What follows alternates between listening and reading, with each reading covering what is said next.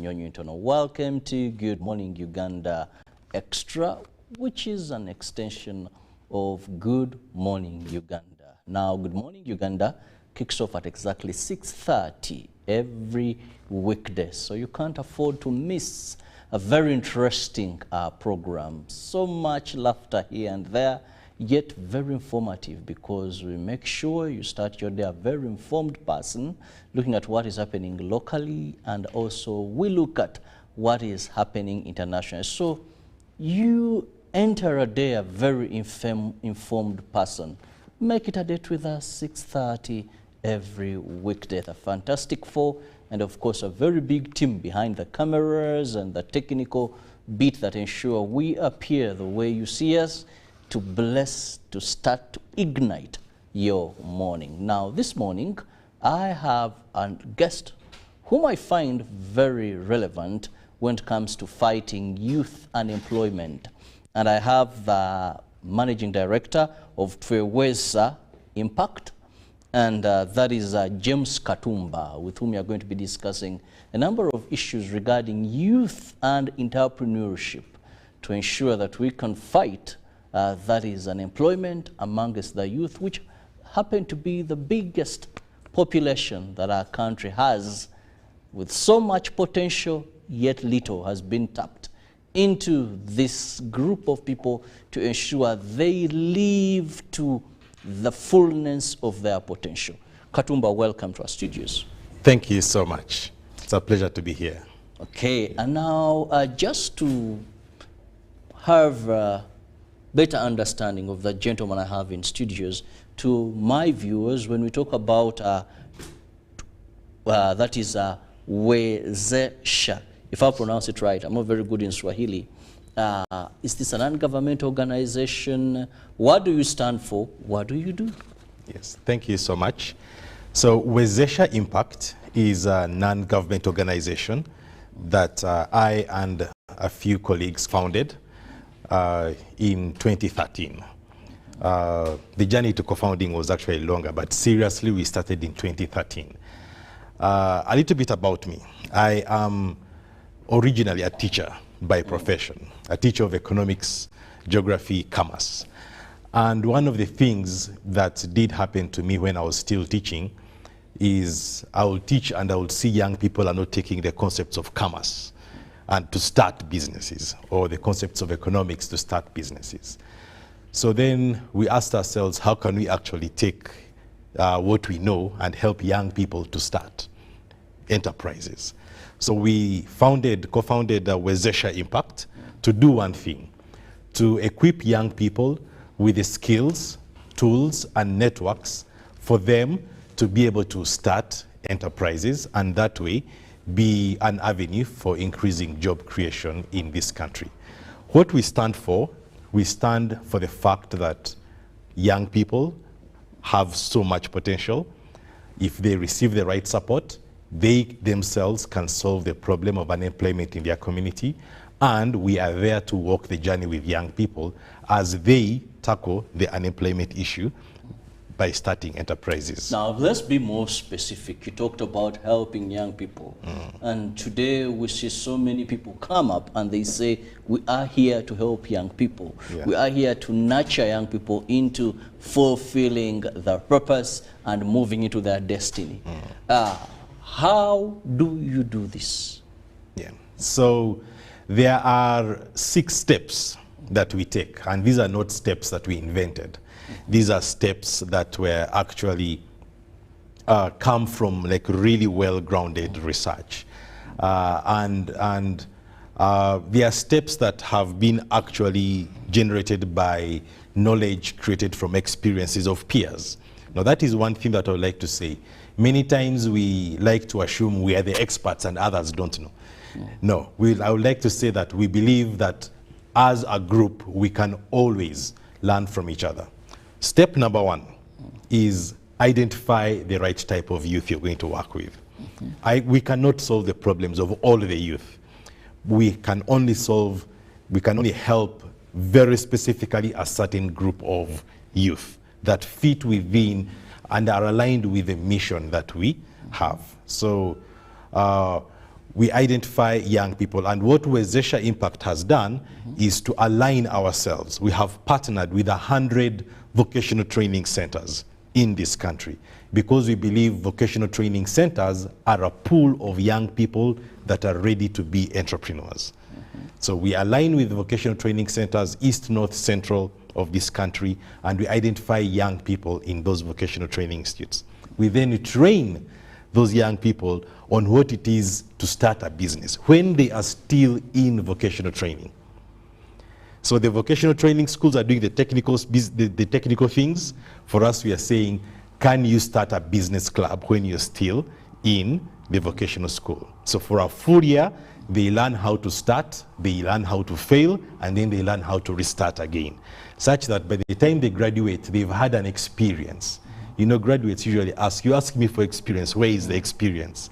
So we're actually working with young people to give them experience. Now, let me get you right. You talked about they're in technical schools. Yeah. Are you the ones that foot the bill? Do you go to these technical schools and find these students already there? Then also, how do you do this teaching of how to succeed, how to fail? Are you part of teachers in this school? Yeah. You know, it seems more clarity. Yeah. So we do not pay fees for any of the young people to attend technical schools. We find them already there.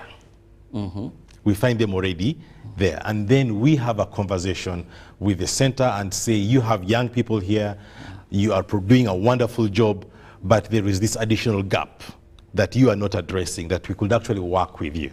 So the centers actually provide us with time.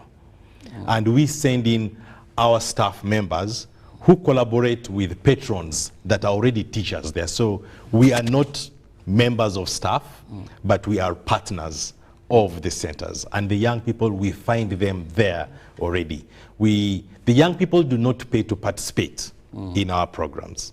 We fundraise for the activities. We fundraise to pay our staff members, but the young people do not pay us. The vocational schools do not pay us. However, the service that we bring is a complementary service to the education system to make it even more practical and technical.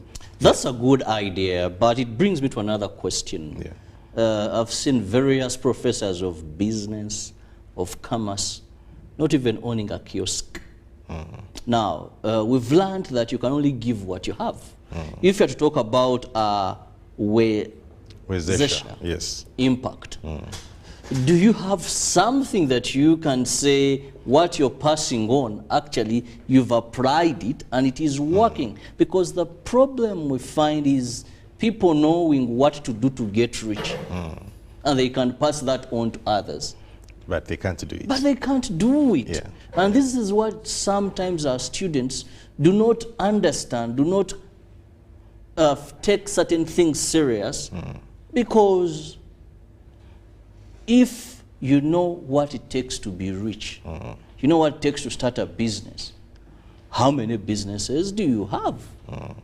Yes. Yeah. So there are two parts to this question that you've asked. One is the part of we, as the people that run the organization Wezesha Impact. What is our experience in running anything? Starting businesses. Yes. And I would like to start by even just Wezesha itself. Wezesha is a non-profit enterprise, okay? That we had to start from scratch. The things that you need to do to start a non-profit enterprise are the same things you need to do to start a business. Only the motivations are different. So when people ask me, what have you done? I say, you know what? We created the vision of Wezesha Impact and started it from nothing, mobilized resources, mobilized staff members, identified a gap and fulfilled that gap. Those are the things, and sustained it for 10 years now. Over the 10 years, we have employed more than 100 people collectively. Not all of them are with us. Some have gone, some are with us. But collectively, this is what enterprises do. So when people ask, what have you done? I usually say that Wezesha Impact is the first evidence of what it means to identify an opportunity and then do something about it, which is what business is. However, I have also been, and my staff members as well, are all encouraged to be in enterprises. So I've also been part of other businesses. My family has been in the coffee business for over 50 years. That is over half a century. but they had never tasted how our coffee from Bukoma and Simbi tastes. So my siblings and I started Tasty Kawa, which is a coffee roasting, coffee aggregation, coffee roasting, and coffee marketing business.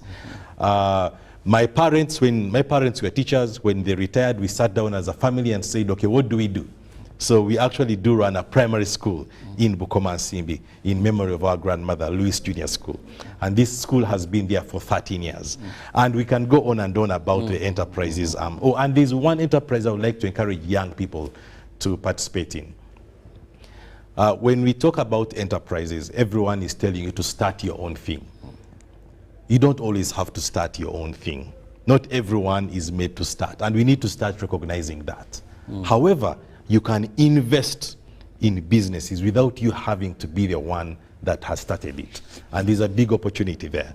So one of the things that I and my co-founders actually do is look for business opportunities out there that we can invest in, whether it is on the stock market globally. I know when you talk of the stock market locally, people say it is inactive, so I say globally, or whether it is finding people with potential enterprises here. We've seen businesses here come from nothing and start. And someone says, oh, I saw them starting, and now they are big. Yes, you saw them starting, you did not invest, you missed an opportunity. So even if you can't start, can you find a way to identify those around you that are real entrepreneurs and you invest in them? Well, you're still watching UBC TV, and we are looking at fighting unemployment amongst the youth. Now, one of the things that also is very interesting, I've attended away from my own graduation, number of graduations, and there is this thing, you've been trained, equipped with skills, go out and be job creators, not job seekers. To those in technical institutions, one would believe that they have acquired skills. But when they leave, even the skills they have, many of them need equipment. More so with the world going global, modernity.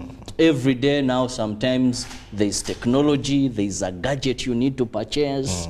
The way they used to make doors with a lander and all that is now old-fashioned, even just painting, you know.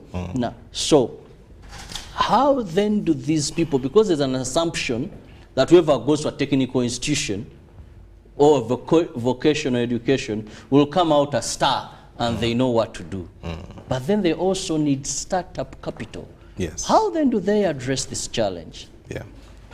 So that is true. Like I said, there are 6 steps which we follow, and I've only mentioned 2. The first one was identify them, and the second one is train them.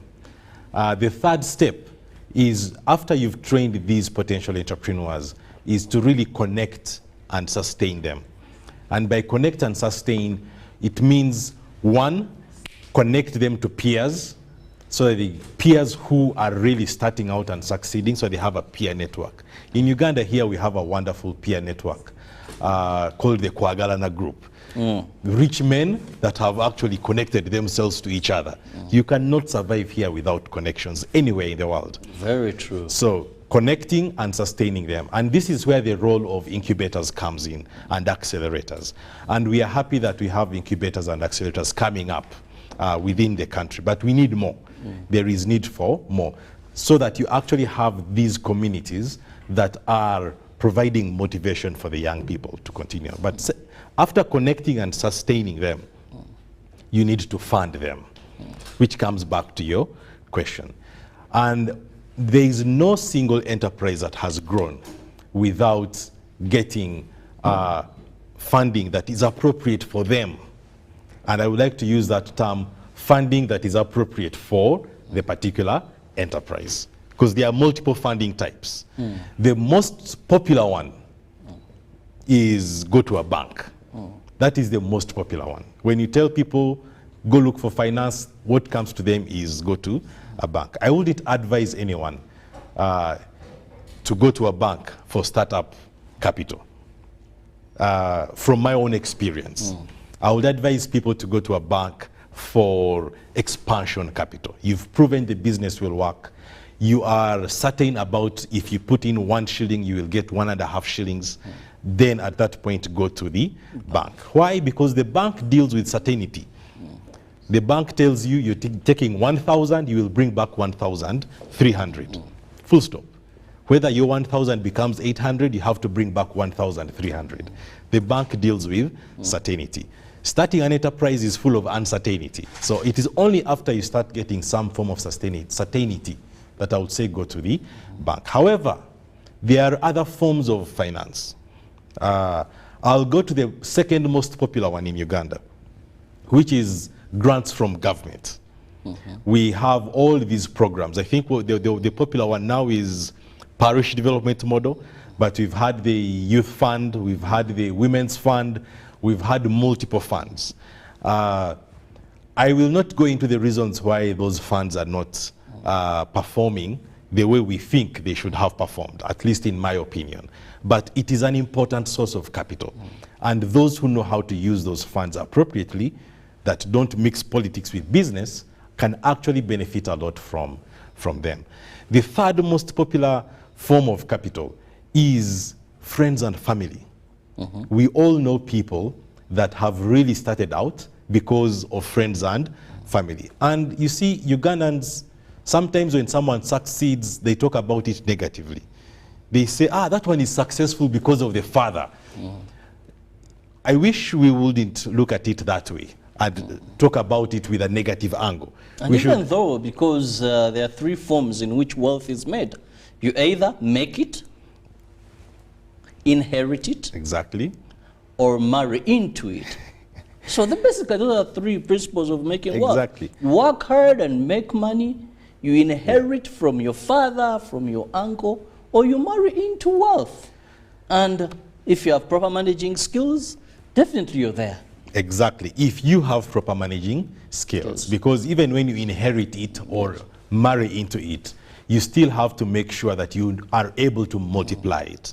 Okay, so friends and family is really an amazing way to collect capital. And people say, well, I don't have family that has that money, but everyone has the ability to build friends. The only problem is that as a country, we still have a lot of mistrust. Because people have been burnt. People have invested in friends' businesses, and the friends, unfortunately, were only thinking of let me put it this way. You catch a tilapia.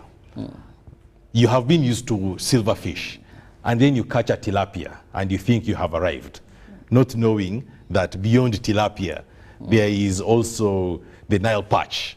And beyond the Nile perch, there is the shark, and beyond the shark, there is the whale. There are always these bigger fish that you can catch. So people have been burnt because they have worked with someone, they've gone from a really small enterprise, it has got somewhere, and this someone thinks they have arrived and then starts misusing the money.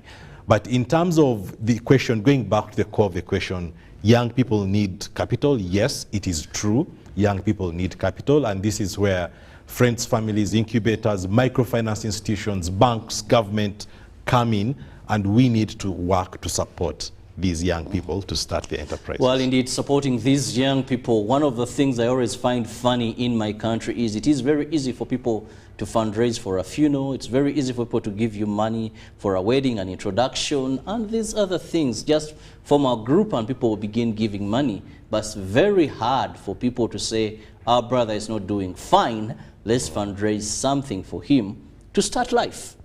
You know, so-and-so completed, he has the skills, but he needs capital. Let's do this for our colleague so that he can financially be stable or move into the money economy. I find that very hard for our country. And even these groups you've talked about, many of them, I must say, they are not good in charity and things like that. You'll find them in case of weddings, these occasions, they'll give and contribute. But when it comes to certain things, that's why I want to commend our government. There are a certain number of initiatives aimed at actually giving people startup capital. But the challenge has been the usual: corruption, mismanagement, and others. However, we still have those that tell testimonies of how these programs have elevated them and transformed their lives. I'll go for a break. When I return, I'm still with my guest, and we are still looking at how best we can fight youth unemployment in this lovely part of Africa.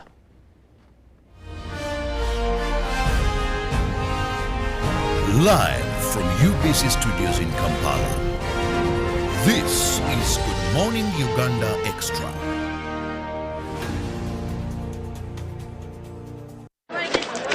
Juko. Yo.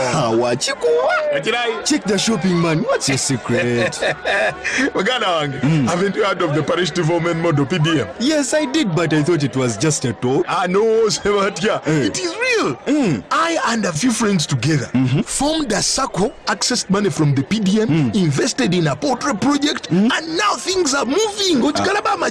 Juko. I thought I was one of your friends. You are. But you left me behind. I didn't leave you in poverty. What you do, just visit your LC2 chairperson and your parish chief and start the process of economic transformation.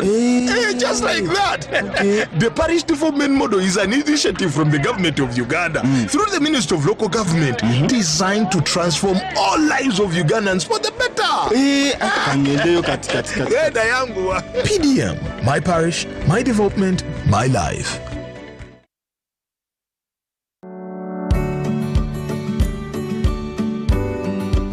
The Resol Agribusiness Show is here under the theme Revolutionizing Agriculture through Value Addition, Innovation and Technology, scheduled for 13th to 16th June 2023 at Ruhinga Stadium for Portrait Tourism City, with a free medical camp running throughout the show. Entrance is totally free. To sponsor, partner and participate, contact 0702 301 059 or 0773 458-492 or 0773-301-059. Live from UBC Studios in Kampala, this is Good Morning Uganda Extra.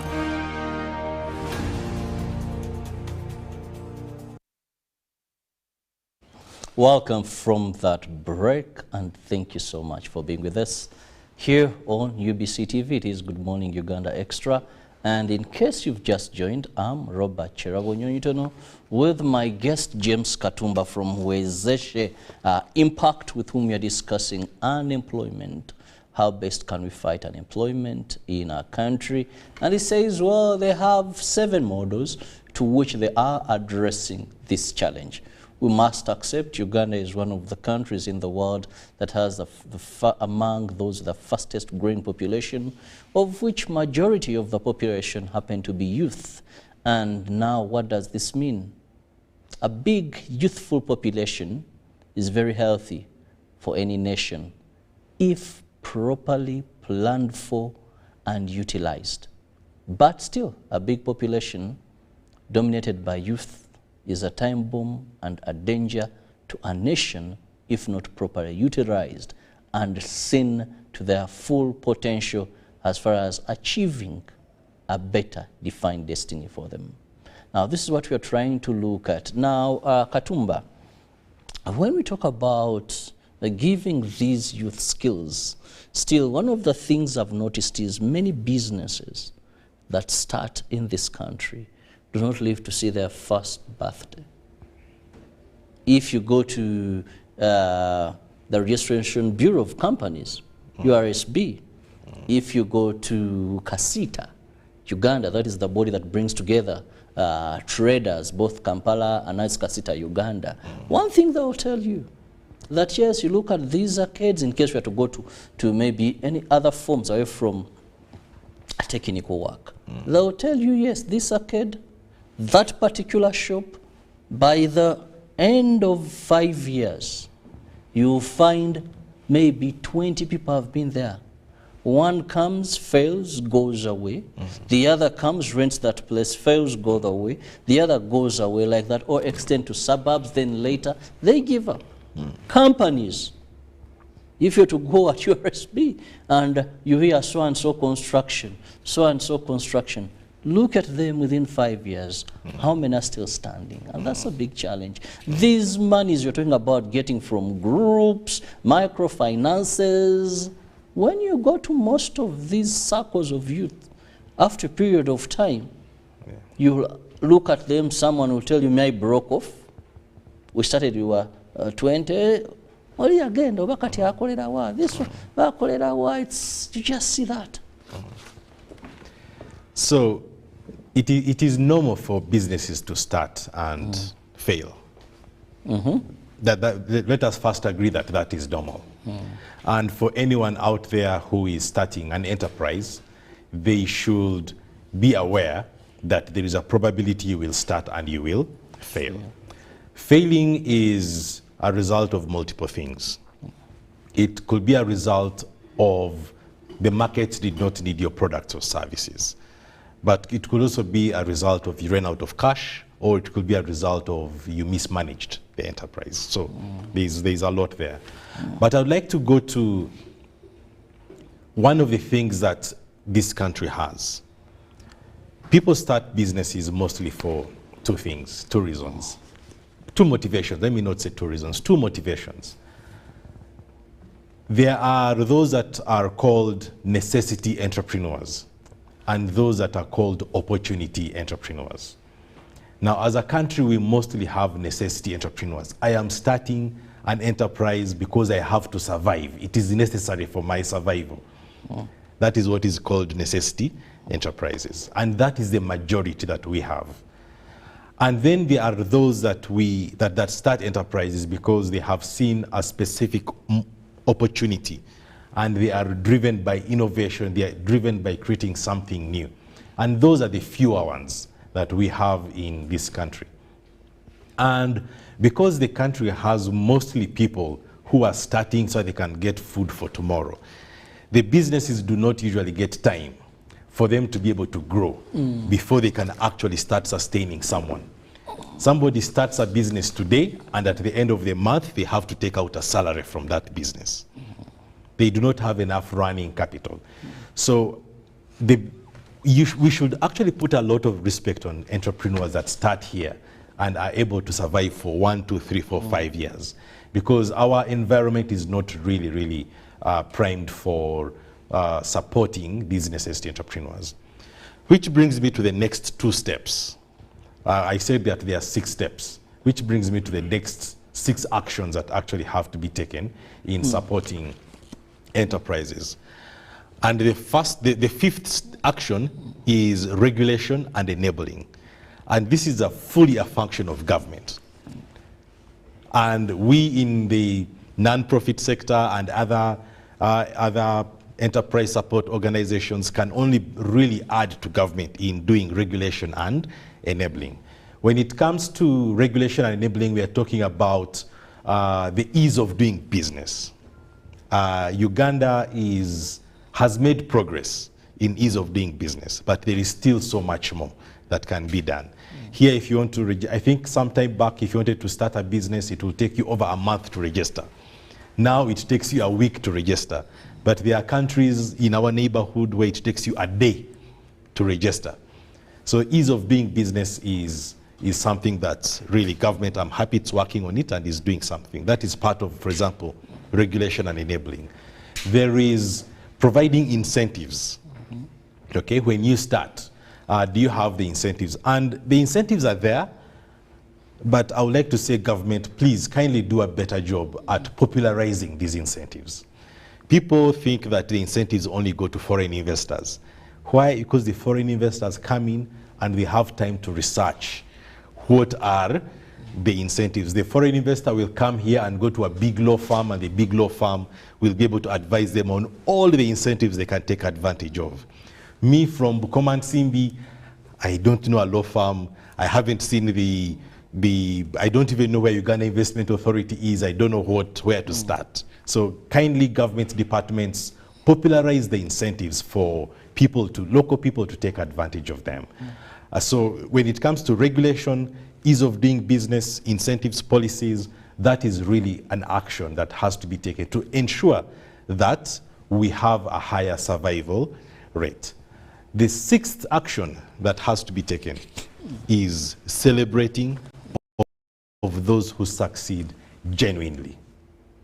Celebrating of those who succeed genuinely. Unfortunately, we are in a country where failure stories thrive more than success stories in all aspects. When a person dies, that is more important than when a person is born. Basically, death is like I've exited. When a marriage breaks down, we talk about the broken down marriage rather than the marriage that has been there for 40 years, 50 years. When a business collapses, they say, that person thought they would succeed.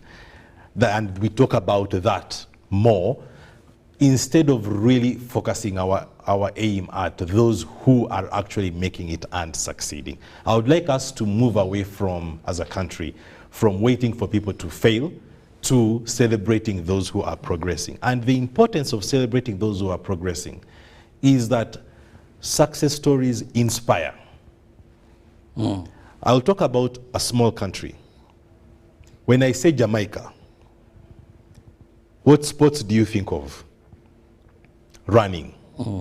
Jamaica is a country of only 12 million people, but it has the highest concentration of world champions when it comes to running 100 meters, 200 meters, 300 meters, both in males and females. When you talk of fastest man, Usain Bolt. Fastest woman, Shelly Ann. Why? Why Jamaica with only 12 million people? Because they are celebrating that particular success story of runners. Uganda here, what happened when we had, I think it was, for a long time it was a Kibua, but then when we had, I think it was Kipsiro, all of a sudden from our Mount Elgon region in the east, you started having more and more people that believe in themselves. The same concept applies to business. If we start celebrating from county level, not just at national level, there are business people there from county level to district level to regional level to national level. People that have succeeded, those are the people that we should celebrate. I can tell you, I don't know the status of Wavamuno's businesses, but Wavamuno is one of the people that has inspired many others like him. I don't know the status of Mulwana's businesses today, but along the way they were celebrated and they have really, really inspired others. Wezesha Impact, the story of Wezesha Impact is really about being inspired. When I joined an organization in 2008, and my boss, I was 28 years old, my boss was a 22-year-old American. So I would sit down and say, this young American is employing all of us. How? Within 5 years, I had started Wezesha Impact. I was inspired by someone. I saw someone doing it, and because I saw someone doing it, I was able to also start something. And this is something that is important. So the 6 actions, to summarize. I must let you go in the interest of time, but just summarize. Yeah, so the 6 actions, really, we need as a country in supporting young entrepreneurs to do identification, training, okay, connecting and sustaining, funding, ensuring there is a wonderful regulatory environment, and then celebrating those who succeed genuinely. Well, I love those 6 steps, and I hope that there's someone there that make things be, watching and addressing and changing the perspective that it's not only about giving out money, because government has given out money to a number of groups, but if we do not have these 6 steps really planned for, then we may not get to our destination. But as I let you go, what is your advice? You have so many youth that are jobless, they are qualified, they are on the streets. Many do not have practical skills, by the way, because not all have gone through technical institutions.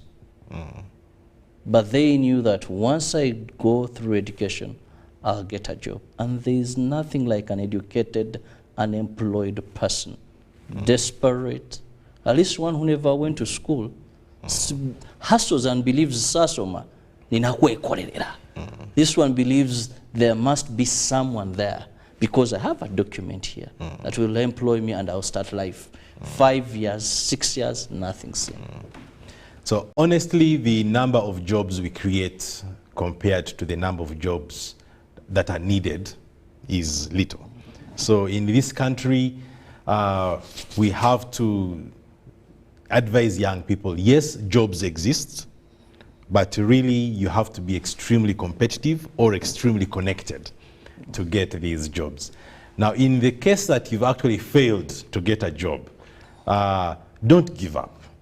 It is important that you don't lose hope as number one.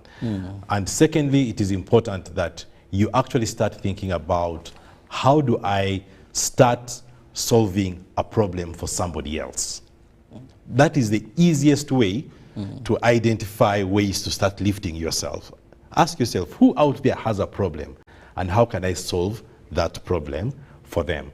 The easiest way to really put yourself to use and get paid is to come to James Katumba and realize he has this problem, and that might mean researching me, talking to me. And when I say James Katumba, it's not just me, everybody else. Yes. Everyone here needs something, and you can be that person that actually starts solving that problem. Most opportunities are going to lie in being a supplier, being a provider of a service or a product to somebody else that actually has a pain point. Be aware you will start, you will fail. But the key thing is don't give up. The opportunities are there. As a country, we are young. I was recently watching Jack Ma, this Chinese billionaire, founder of Alibaba. And when he was saying he came to Africa and he used to think Africa is so poor, he came here, he realized Africa is a continent of opportunities. And let us believe that Africa is a continent of opportunities, and we will be able to actually raise ourselves out of these problems. You may be in a problem now, but don't give up. I love those concluding remarks. Don't give up. It's not the end of the road. Opportunity may knock anytime, but remember, opportunity comes to those who are prepared.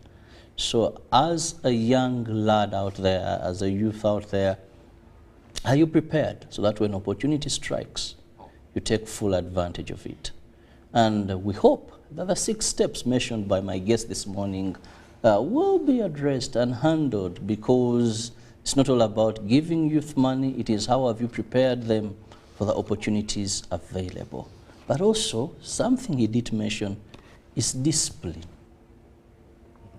Discipline. Many youth today have the skills, many youth today have the qualification, but they lack character and discipline. Now, papers will get you anywhere, but it's discipline and character that will keep you there. Have a lovely day. See you tomorrow, God willing, for God and my country.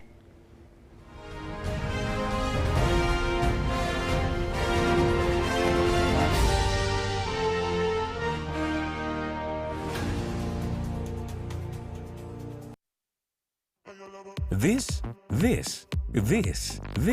is the